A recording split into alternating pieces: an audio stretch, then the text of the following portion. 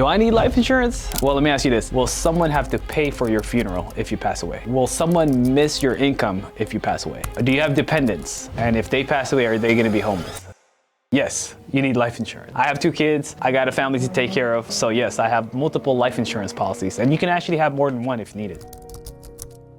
You got to look at 4 main key things on what to protect. Do you need to protect your kids' education, their food, right? Based on your position, your job, your work, whatever you're bringing in, you need to protect your income. If you own a house, you need to protect that mortgage for the balance of the debt on that mortgage. And anything else as far as your cremation, your burial, your funeral expenses, any additional bills, those are the total that you want to look at and how much life insurance you need. On average, we recommend having about 10 times your income that you're bringing in. So if you make $100,000, you need at least $1 million.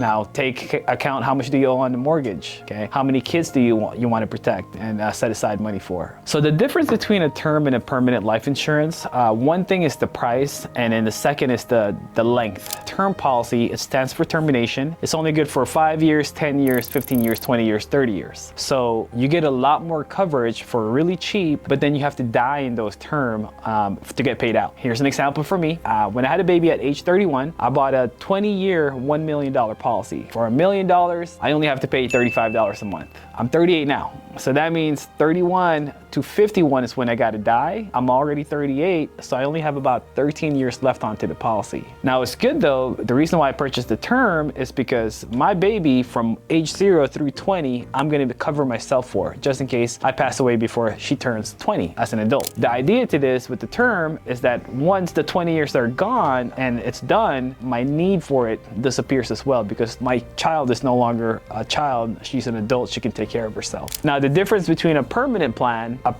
is slightly more expensive at the start, but it's gonna be there in the long run. So there's no expiration to it. It builds cash value, but you're locking it at your age, your health. So if you got it at age 38, you're locked in all the way till age 120. It never goes up, it never goes down. And there's multiple policies out there called the whole life and the universal life where they play around with the cash value as well. So it earns, in a sense, cash value. Think of it like equity in a house. It builds a little bit where you can borrow money from it, take some loans, or use the paid up option. Both are great options for each individual. So to save money on life insurance, you would need to get a permanent policy. Permanent policy will build cash value, and certain policies have a fixed interest rate on that cash value. Certain policies called an IUL have a fluctuating interest rate that indirectly works with the market in the indexes. So to save money into a policy, you need to overfund it. Same thing to saving money into your bank account, you need to fund it, right? So there's the cost of life insurance, and then anything over funding that saves money. So for example, if I have a $100,000 IUL and I'm paying $100 a month to it, what if my cost of insurance is only $50 into that $100? Well, $50 gets saved. Well, if I want to overfund it to $300, if my cost of insurance is only $50, now I'm saving $250 a month, and that generates money and gross interest within the index. So that's how you would save money. And then, like